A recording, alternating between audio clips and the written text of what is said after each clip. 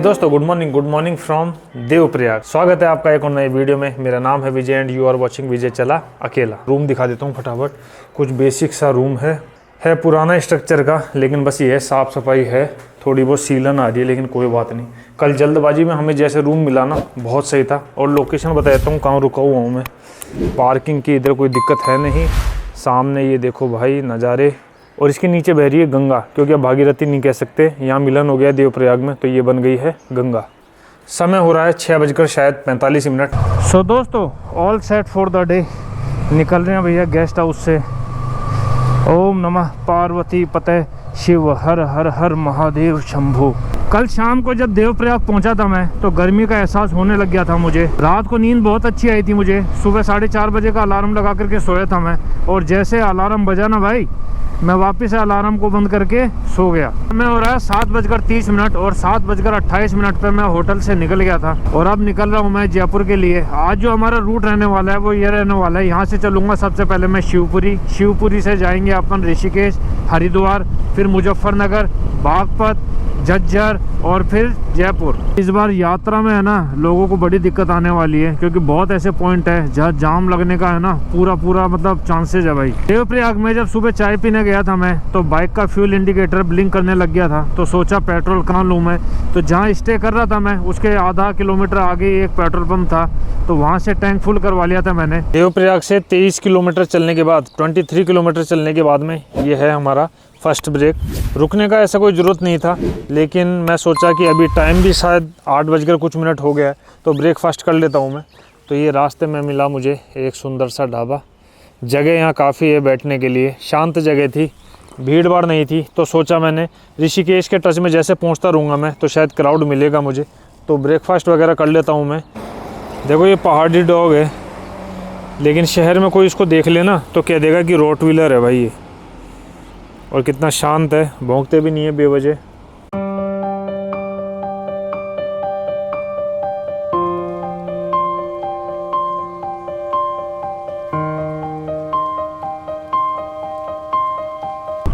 Breakfast हो गया। Breakfast में दही और आलू का पराठा। आज के रास्ते की बात की जाए तो रास्ता देखो अभी तक तो है ना मतलब ठीक ठाक ही है। टाइम लग रहा है इस रास्ते में उतरते समय मुझे, क्योंकि कर्व बहुत ज़्यादा है, और रोड है ना, जो रोड की क्वालिटी होनी चाहिए उतनी तो बेस्ट नहीं है। जगह जगह पे पैच वर्क लगे हुए हैं, हल्के हल्के से गड्ढे बने हुए हैं, देखो इस तरीके से, तो बड़ा संभल करके चलना पड़ रहा है। और अगर पीछे सीरीज से आप जुड़े हुए हो तो आपको पता होगा कि ये राइड सोलो कर रहा हूँ मैं, क्योंकि ना कोई साथी ना कोई झमेला। आपका ये विजय चला अकेला। वैसे कल भी गर्मी स्टार्ट हो गई थी, लेकिन अभी सुबह का समय है, 8:48 हुए हैं, तो इस वजह से शायद मौसम थोड़ा ठंडा है। भाई जी कौन सी जगह है ये? शिवपुरी है ना। सो भाई और भाइयों की बहनों, पहुंच गया हूं मैं शिवपुरी। और शिवपुरी ही एक ऐसी जगह है जहां से सबसे लंबी रिवर राफ्टिंग चलती है भाई। एक तो ऋषिकेश के पास से चलती है, वो तो छोटी होती है, और जो शिवपुरी है ना, शिवपुरी के पास से जो चलती है वो सबसे लंबी होती है भाई। वो चलती है तकरीबन 30 किलोमीटर प्लस से। सुबह से मैं चल चुका हूँ अभी 51 किलोमीटर, और समय हो रहा है 9:13।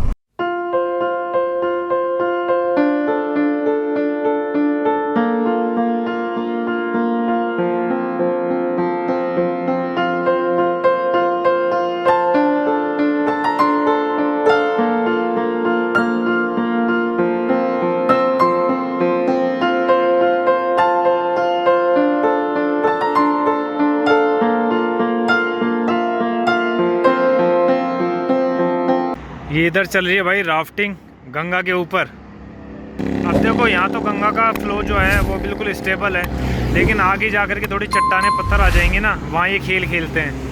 अभी लास्ट ईयर भी मैं यहाँ राइड करने आया था, लेकिन मेरा मन नहीं हुआ आगे जाने का, तो यहीं पे नीचे जो है मैंने एक कैंप ले लिया था। वो कैंप दिख रहे हैं आपको, वही कैंप ले लिया था मैंने। यहीं स्टे किया था मैंने गंगा के बिल्कुल नज़दीक, और स्टे करके अगले दिन निकल गया था मैं हिमाचल की ओर पोंटा साहिब होते हुए, और मैं करके आया था चांशल पास। जी हाँ, चांशल पास गया था मैं।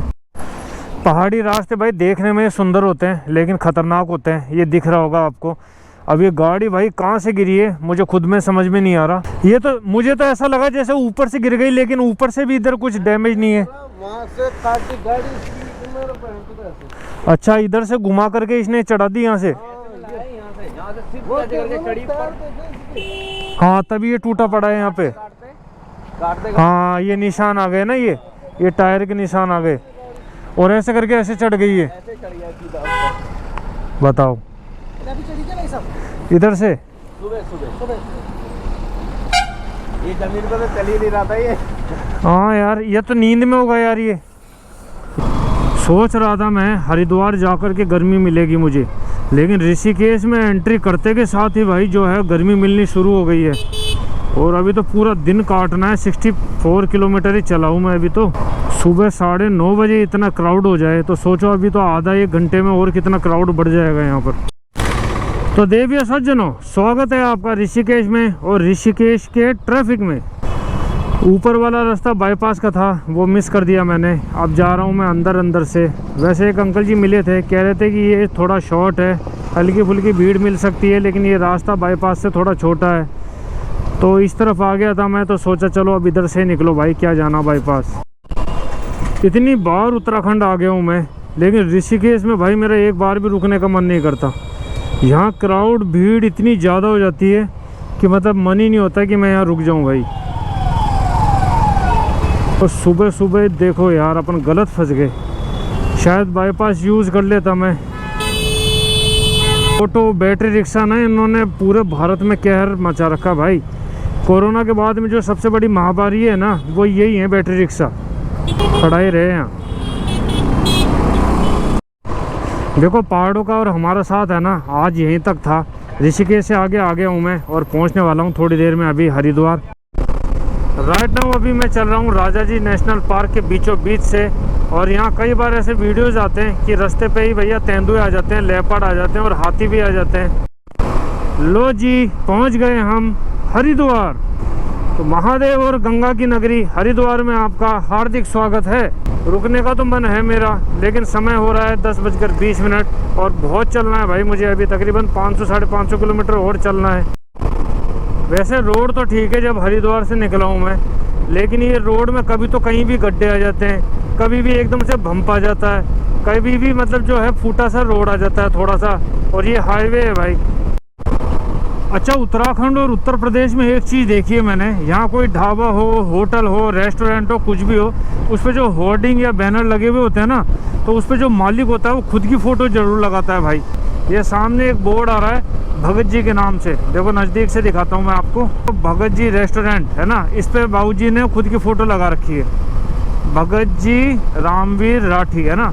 तो यहाँ यही है भाई, मतलब कुछ भी है ना, कुछ भी ढाबे हो, होटल हो, कुछ भी हो, कोई दुकान हो, सब अपनी फ़ोटो चिपका देते हैं भाई। यहाँ से देवभूमि उत्तराखंड की सीमा ख़त्म होती है और अब हम एंटर हो गए हैं उत्तर प्रदेश।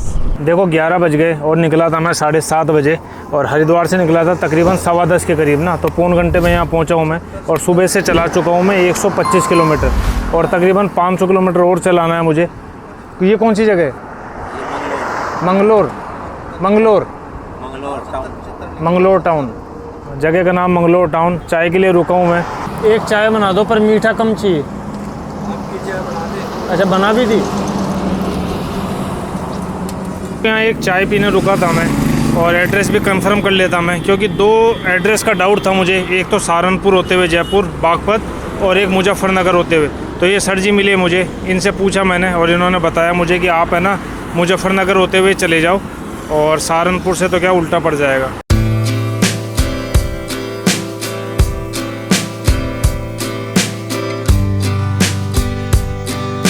मुजफ्फरनगर पहले से लेफ्ट में रास्ता चढ़ रहा है। ये जो नीचे रोड दिख रही है आपको, इधर से आया था मैं और इधर से यूँ घूम करके वापस से जा रहा हूँ अब सामने की तरफ। यहाँ पूछा मैंने शामली बागपत का रास्ता, तो बोले ऊपर चढ़ जाओ।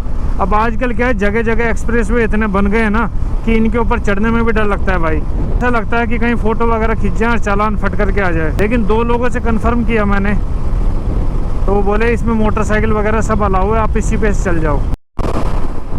इस भाई को 2 व्हीलर चलाना शायद किसी लड़की ने सिखाया है। देखो पैर ही ऊपर नहीं रख रहा।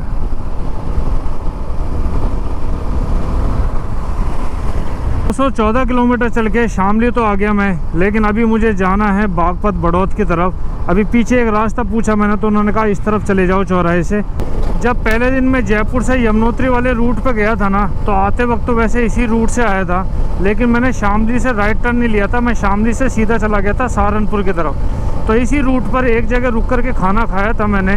अब वो शर्मा ढाबा करके था एक जगह, वो अंकल आंटी थे घर में खाना खिला रहे थे। तो अभी भूख भी लगी है मुझे, तो मैं यही ध्यान रखते हुए चल रहा हूँ कि उनका अगर ढाबा वगैरह दिख जाए ना मुझे, तो मैं बैठ कर के आराम से भाई खाना खा लूँ। बाबू जी, यही वो रोड है क्या जो सांपला झज्जर जाती है? थोड़ी दूर पे हरियाणा लग जाता है वो एक है। ये सीधा वहाँ निकलेगा पानीपत वाले पर। लेकिन ये वही है ना जो एक पुल आता है, वो आता है, उसके नीचे नदी सी बह रही है। हाँ जी, आई जो अभी यही है ना वो। चलो ठीक है जी, धन्यवाद। आगे आ रहे हो भैया? हाँ, आगे आ रहे हो? मैं आ रहा हूँ अभी देवप्रयाग उत्तराखंड से। हाँ हाँ।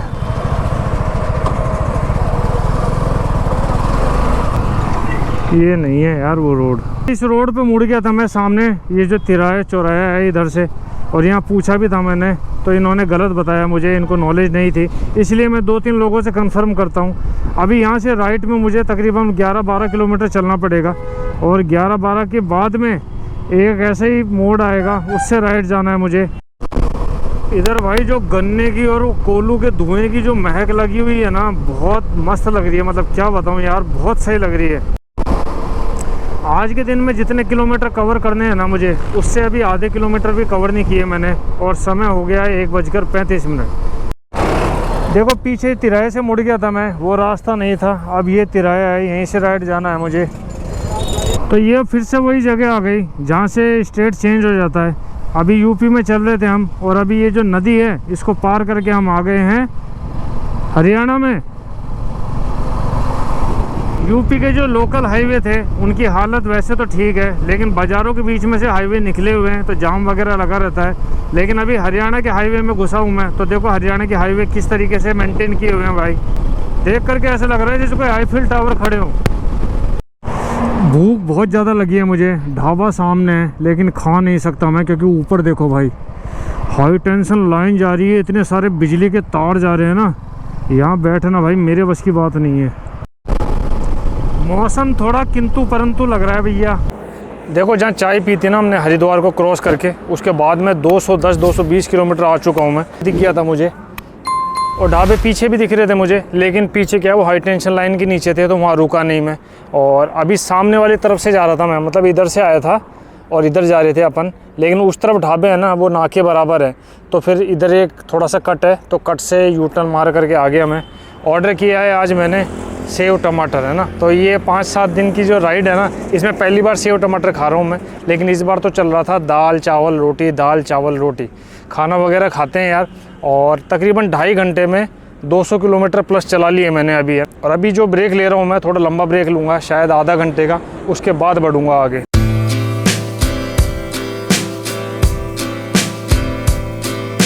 खाना पीना हो गया इस ढाबे पे। ऑर्डर तो वैसे किया था मैंने सेव टमाटर या सेव भाजी, लेकिन उसमें क्या है भाई बताऊं, उसमें मक्खी गिरी हुई आ गई, उड़ते हुए कोई गिर गई होगी, तो वो तो लौटा दी मैंने। फिर उसके बाद में उन्होंने कहा दाल तैयार है, दाल दे दूं। मैंने कहा दाल दे दो भाई, अब और कर भी क्या सकते हैं। तो यहाँ भी दाल खाई मैंने। तो इस बार ये 6-7 दिन की जो ट्रिप रही है, इसमें एक भी दिन मेरी फेवरेट सेव भाजी या सेव टमाटर नसीब नहीं हुई मुझे।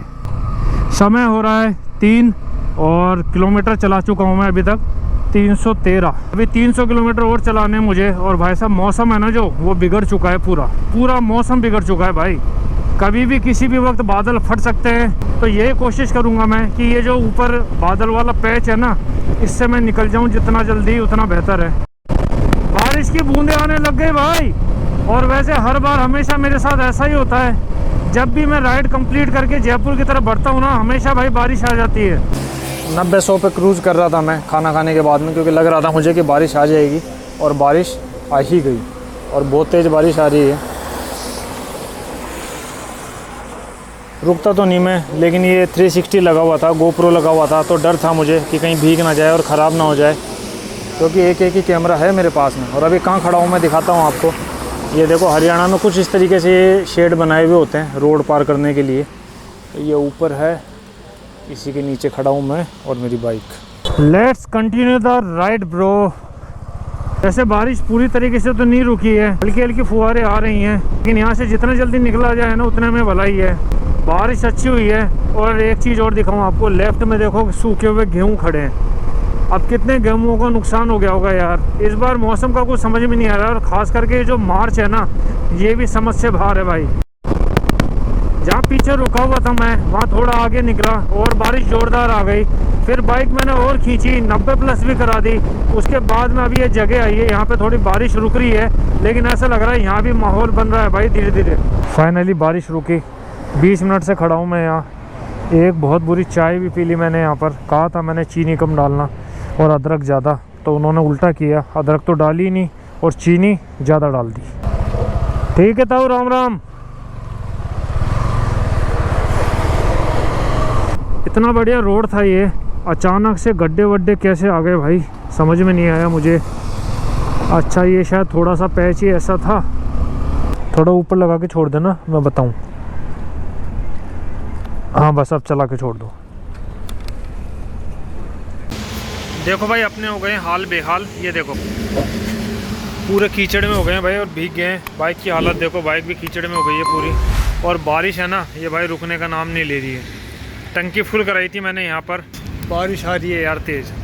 टंकी फुल करवाई थी, एवरेज निकल करके आया 41, विच इज़ वेरी गुड। ठीक है, अब मैं क्या कर रहा हूँ, मैं सोच रहा हूँ कि गोप्रो है ना, गोप्रो के ऊपर यहाँ है ना पन्नी चढ़ा दूँ और फिर चलने देते हैं भाई। कब तक रुकेंगे। और ये मौसम पूरा भरा हुआ है, देखो आप, पूरा मौसम भरा है, ये रुकेगा नहीं। देखो सुबह देवप्रयाग में टंकी फुल करवाई थी मैंने, है ना, और तब से अब तक चल चुका हूँ मैं कितना किलोमीटर, 384 है ना, 384। और अभी पेट्रोल आया है 9.40। तो अपन एवरेज निकाल करके देखते हैं कितना एवरेज आ रहा है अपनी बाइक का। 384 डिवाइड बाई 9.40। देखो भाई 41 का एवरेज आ रहा है, दिख रहा है आपको। 41 का एवरेज दिया है बाइक ने पहाड़ों पे और प्लेन पे, बहुत अच्छी बात है। देखो मैं मेरे गोप्रो का ना कुछ ऐसा सेटअप बना देता हूँ, जब भी बारिश की आशंका होती है, बारिश आ जाती है, एक सब्जी वाली थैली उड़ा देता हूँ उसको और गांठ लगा देता हूँ। अब चलूँगा कोई दिक्कत नहीं है।